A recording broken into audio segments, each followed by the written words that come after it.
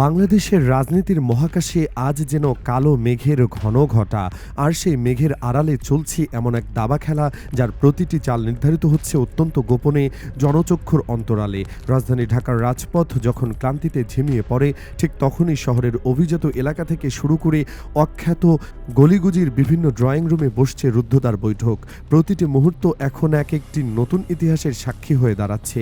রাজনৈতিক বিশ্লেষকরা বলছেন, বাংলাদেশ এখন এমন এক ক্রান্তিকালে দাঁড়িয়ে আছে যেখানে প্রতিটি সেকেন্ড অত্যন্ত মূল্যবান। আজ যে গোপন সিদ্ধান্তগুলো চার দেয়ালের মধ্যে নেওয়া হচ্ছে, সেগুলো যদি একবার প্রকাশ্যে আসে, তবে হয়তো এই ভূখণ্ডের রাজনৈতিক মানচিত্রই চিরতরে বদলে যাবে। এই মুহূর্তে গোটা দেশ যেন এক অদ্ভুত থমথমে উত্তেজনার মধ্যে দিন কাটাচ্ছে।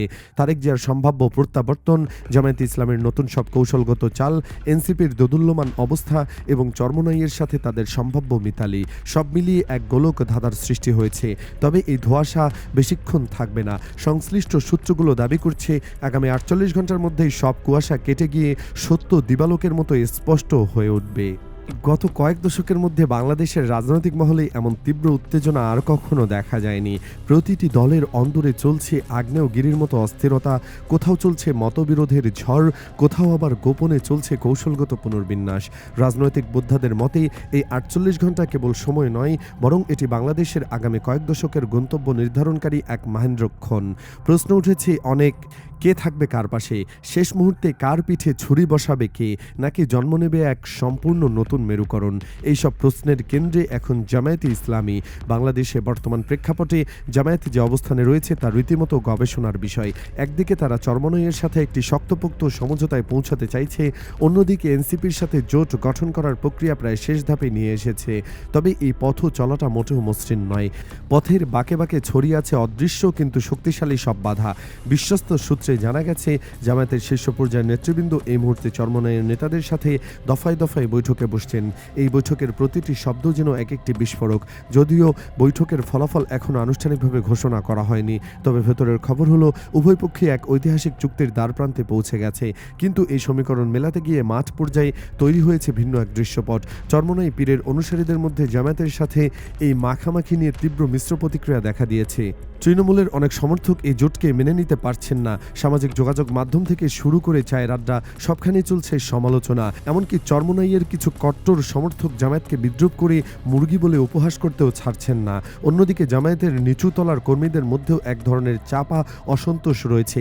তারা মনে করছেন চরমোনাইয়ের প্রত্যাশাগুলো অত্যন্ত যৌক্তিক এবং আকাশচুম্বী। তবে কর্মীদের ক্ষোভ এবং বিদ্রুপের তোয়াক্কা করছে না কোনো দলেরই কেন্দ্রীয় নেতৃত্ব।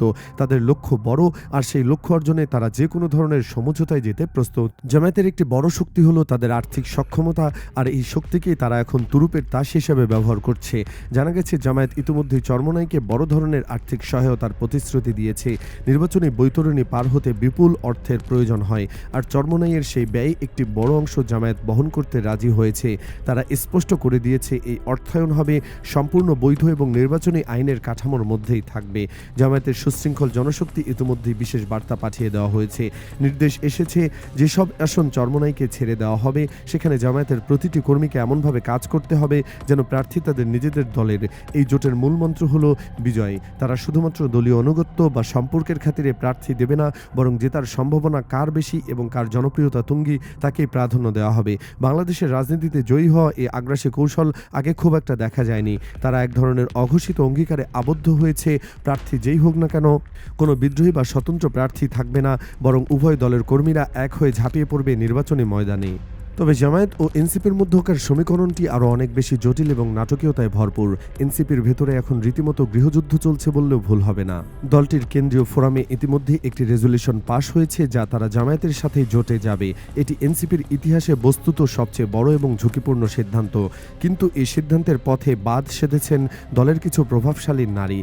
তারা সামাজিক যোগাযোগ মাধ্যমে প্রকাশ্যে বিদ্রোহ ঘোষণা করেছেন। কেউ তো সরাসরি পদত্যাগের হুমকিও দিয়ে রেখেছেন। তাদের দাবি, জামায়াতের সাথে জোট করা মানে হলো তাদের দলের আদর্শের সাথে আপোস করা। কিন্তু এখানে একটি বৃহত্তর রাজনৈতিক প্রশ্ন সামনে চলে আসে, গণতন্ত্র মানে কি? যখন একটি দলের সংখ্যাগরিষ্ঠ সদস্য আলোচনার মাধ্যমে একটি সিদ্ধান্তে পৌঁছান, তখন সেই সিদ্ধান্ত মেনে নেওয়াই কি গণতন্ত্রের সুশৃঙ্খলা নয়? ভিন্ন মত থাকতে পারে, কিন্তু সংখ্যাগরিষ্ঠের মতকে অসম্মান করে ব্যক্তিগত জেদ বজায় রাখা রাজনৈতিক শিষ্টাচারের পরিপন্থী। বিশ্লেষকরা মনে করেন, যারা এই সিদ্ধান্ত মানতে পারছেন না তারা নিজেদের আলাদা করে গড়তে পারেন, কিন্তু দলের ভেতর থেকে বিরুদ্ধাচরণ করা এক ধরনের সুবিধাবাদ। একই সময় গণ অধিকার পরিষদের ভেতরে যে হাহাকার চলছে, ভিপি নুরের নেতৃত্বে এই দলটি একসময় তরুণ প্রজন্মের মধ্যে ব্যাপক আশার আলো জাগিয়েছিল, কিন্তু আজ সেই আলো যেন নিভু নিভু। সংগঠনটি এখন ভাঙনের শেষ কিনারায় দাঁড়িয়ে। প্রতিদিন একের পর এক সদস্য পদত্যাগ করছেন, কেউ তো এনসিপির সাথে নতুন করে ঘর বাঁধার আলাপও শুরু করেছেন। সবচেয়ে ভয়ঙ্কর তথ্যটি হলো ভিপি নুরের বিরুদ্ধে ওঠা গুরুতর অভিযোগগুলো। তাকে এখন নিজ দলের ভেতরেই বেঈমান হিসেবে অভিহিত করা হচ্ছে। অভিযোগের তীর এতটাই তীক্ষ্ণ যে বলা হচ্ছে তিনি কোটি কোটি টাকার মনোনয়ন ফর্ম বিক্রি করেছেন, কিন্তু এই বিশাল অঙ্কের টাকা দলের তহবিলে না গিয়ে জমা হয়েছে তার ব্যক্তিগত তহবিলে। মাত্র 2টি আসনের বিনিময়ে তিনি নাকি নিজেকে এবং নিজের তিলে তিলে গড়া দলটিকে বিক্রি করে দিয়েছেন। এই অভিযোগ যদি সত্য প্রমাণিত হয়, তবে এটি কেবল রাজনৈতিক আত্মহত্যা নয়, বরং একটি জঘন্য নৈতিক এবং আইনি অপরাধ। বাংলাদেশের মানুষ বারবার দেখেছে কিভাবে নেতারা তাদের সমর্থকের আবেগের সাথে প্রতারণা করে। নূরের ক্ষেত্রে এই ধাক্কাটা বেশি, কারণ তিনি ছিলেন দুর্নীতি এবং স্বৈরাচারের বিরুদ্ধে বড় কণ্ঠস্বর। তার এই নৈতিক পতন তার তরুণ সমর্থনের মধ্যে এক গভীর হতাশা এবং ক্ষোভের জন্ম দিয়েছে। অন্যদিকে এবি পার্টির অবস্থান নিয়ে ধোঁয়াশা কাটছেই না। রাজনৈতিক অঙ্গনে কান পাতলে গুঞ্জন শোনা যাচ্ছে। কেউ বলছেন জামায়াতের সাথে তাদের জোট হয়ে গেছে, আবার কেউ বলছেন এখনও অনেক দূরত্ব বাকি। এই দোদুল্যমান অবস্থা রাজনৈতিক কর্মীদের অস্থির করে তুলেছে। তবে সে 48 ঘন্টার শেষ সময়সীমা দেওয়া হয়েছে, তার মধ্যেই হয়তো এবি পার্টির রহস্য উন্মোচিত হবে। আসলে বাংলাদেশের রাজনীতির এই জটিল অঙ্ক মেলাতে গেলে 3টি বিষয় পরিষ্কার হওয়া দরকার। প্রথমত, প্রতিটি দল এখন ক্ষমতার জন্য তৃষ্ণার্ত। তারা জানে টিকে থাকতে হলে জয়ের বিকল্প নেই। দ্বিতীয়ত, মতাদর্শের সেই পুরনো দেয়াল এখন ধসে পড়েছে। আজ যারা চরম শত্রু, কাল তারাই গলায় গলাগলি করে মঞ্চে উঠেছে। নীতি এখন কাগজের নৌকা, যা ক্ষমতার স্রোতে ভেসে যাচ্ছে। তৃতীয়ত, অর্থই এখন রাজনীতির শেষ কথা। যে দলের পকেটে টাকা বেশি এবং যার হাতে ক্ষমতার চাবিকাঠি পাওয়ার সম্ভাবনা বেশি, ছোট দলগুলো তার নিকট চুম্বকের মতো আকৃষ্ট হচ্ছে। জামায়াতের বর্তমান রণকৌশলটি বিশেষভাবে লক্ষণীয়। তারা একই সাথে 2 নৌকায় পা দিয়ে চলছে। একদিকে তারা রক্ষণশীল ইসলামপন্থী দলগুলোকে কাছে টানছে, আবার অন্যদিকে এনসিপির মতো ধর্মনিরপেক্ষ পরিচয়ে পরিচিত দলগুলোর সাথেও পিড়িতে বসছে। এটি একটি অদ্ভুত কিন্তু সুচিন্তিত কৌশল। জামায়াত সম্ভবত বুঝতে পেরেছে যে বাংলাদেশে কেবল ধর্মীয় আবেগ দিয়ে বেশি দূর যাওয়া সম্ভব নয়। তাই তারা তাদের গ্রহণযোগ্যতা বাড়ানোর জন্য বিভিন্ন মতাদর্শের দলের সাথে একটি ছাতা তৈরি করতে চাইছে। বিপরীতে বিএনপি যেন কিছুটা স্থবির হয়ে পড়েছে। তারা এখনও তাদের পুরনো অবস্থানে অনড়। ছোট দলগুলোকে, বিশেষ করে এনসিপিকে তারা খুব একটা গুরুত্ব দিচ্ছে না। বিএনপির এই অনমনীয় মনোভাব তাদের জন্য সুফল আনবে নাকি তারা রাজনৈতিকভাবে একা হয়ে পড়বে, তার সময় বলে দেবে। এই পুরো নাটকের এক পার্শ্ব চরিত্র বা হয়তো মূল কারিগর হিসেবে আবির্ভূত হতে পারেন ডক্টর মোহাম্মদ ইউনূস। বিশ্বখ্যাত এই নোবেল বিজয়ী এখন এক নতুন সমীকরণের অংশ। তাকে নিয়ে দেশ বিদেশে জল্পনা কল্পনার শেষ নেই। বাংলাদেশের এই কাদা ছোড়াছড়ির রাজনীতিতে তিনি নিজেকে কিভাবে রক্ষা করবেন, তা এক বিশাল প্রশ্ন। তারেক রহমান এবং ডক্টর মোহাম্মদ ইউনূসের মধ্যকার রসায়ন নিয়ে এখন রাজনৈতিক মহলে ফিসফাস চলছে। গুঞ্জন আছে যে তারেক রহমান চান ডক্টর ইউনূস তার নির্দেশনায় চলুক, কিন্তু একজন আত্মমর্যাদাশীল এবং আন্তর্জাতিক ব্যক্তিত্ব হিসেবে ডক্টর ইউনূস কি তা করবেন? তিনি কি নিজের স্বাধীনতা বিসর্জন দেবেন? এই প্রশ্নগুলোর উত্তর পেতে হয়তো আমাদের আরও কিছুদিন অপেক্ষা করতে হবে। একই সাথে স্বরাষ্ট্র উপদেষ্টার পদ নিয়ে যে টানাপোড়েন চলছে তা আসলে পর্দার পেছনের এক বিশাল যুদ্ধের বহিঃপ্রকাশ মাত্র। এটি কেবল একটি পদের লড়াই নয়, এটি আসলে বাংলাদেশের নিরাপত্তা নীতি এবং দিল্লির সাথে ঢাকার সম্পর্কের এক গভীর দ্বন্দ্ব।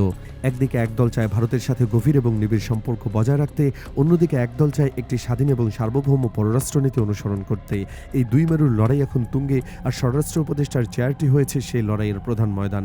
বাংলাদেশ এখন আর বাংলাদেশপন্থী এবং ভারতপন্থী এই দুই দল দিয়ে রাজনৈতিকভাবে বিভাজন করার, বাংলাদেশে এখন বাংলাদেশপন্থী এবং ভারতপন্থী এই দুই শব্দ দিয়ে রাজনৈতিক বিভাজন করার একটি প্রবণতা লক্ষ্য করা যাচ্ছে। যদিও এটি একটি অতি সরলীকরণ, তবু এর গভীরতা অস্বীকার করার উপায় নেই। জামায়াত এই সুযোগটি দারুণভাবে কাজে লাগাচ্ছে। তারা নিজেদের বাংলাদেশপন্থী হিসেবে জাহির করছে এবং প্রতিপক্ষকে, বিশেষ করে বিএনপি ও আওয়ামী লীগকে ভারতপন্থী তকমা দিয়ে কোণঠাসা করার চেষ্টা করছে। দেশের স্বাধীনতা ও সার্বভৌমত্বের রক্ষাকর্তা হিসেবে তারা নিজেদের তুলে ধরছে, যা সাধারণ মানুষদের মনে এক ধরনের প্রবণতা তৈরি করছে। শেষমেশ নজর দিতে হবে চরমোনাইয়ের দিকে। বাংলাদেশের গ্রামগঞ্জে তাদের এক বিশাল এবং সুশৃঙ্খল ভক্ত শ্রেণী রয়েছে। জামায়াত যদি এই শক্তিকে তাদের আর্থিক এবং সাংগঠনিক শক্তির সাথে যুক্ত করতে পারে, তবে নির্বাচনী সমীকরণ সম্পূর্ণ পাল্টে যেতে পারে। চরমোনাইয়ের পীরের অনুসারীদের মধ্যে যে সাংগঠনিক আনুগত্য রয়েছে, তা নির্বাচনের দিন ভোটকেন্দ্রে বড় প্রভাব ফেলতে সক্ষম। যদিও জামায়াত ও চরমোনাইয়ের মধ্যে ধর্মীয় ব্যাখ্যার কিছু মৌলিক পার্থক্য রয়েছে, কিন্তু তারা এখন সেই পুরনো কাসন্দি না ঘেঁটে ইসলামিক মূল্যবোধের সাধারণ পতাকাতলে একত্রিত হওয়ার চেষ্টা করছে। এই জোট সফল হলে বাংলাদেশের রাজনীতিতে এক নতুন শক্তির উত্থান ঘটবে। তবে এই বন্ধুত্বের স্থায়িত্ব নির্ভর করছে তারা আসলে একে অপরের জন্য কতটা ছাড় দিতে রাজি এবং একে অপরের অস্তিত্বকে কতটা সম্মান দিচ্ছে তার উপর। সব মিলিয়ে বাংলাদেশের রাজনীতি এখন সুতোর উপর দাঁড়িয়ে আছে। প্রতিটি মুহূর্ত অত্যন্ত অনিশ্চিত। আগামী 48 ঘন্টা কেবল সময়ের নয়, এটি বাংলাদেশের ভাগ্যাকাশে উদিত হতে যাওয়া নতুন কোনো সূর্যের আগাম বার্তা। গোপন বৈঠকগুলো যখন জনসম্মুখে আসবে, তখন হয়তো আমরা দেখব এক সম্পূর্ণ নতুন বাংলাদেশ। ক্ষমতার এই কামড়াকামড়ি আর জোট পাল্টাপাল্টি জোটের খেলা শেষ পর্যন্ত কারা টিকে থাকে এবং সাধারণ মানুষের ভাগ্য কতটা পরিবর্তিত হয়, সেটাই এখন দেখার বিষয়। উত্তেজনার পারদ এখন তুঙ্গে, আর সেই 48 ঘন্টার ক্ষণ গণনা শুরু হয়ে গেছে।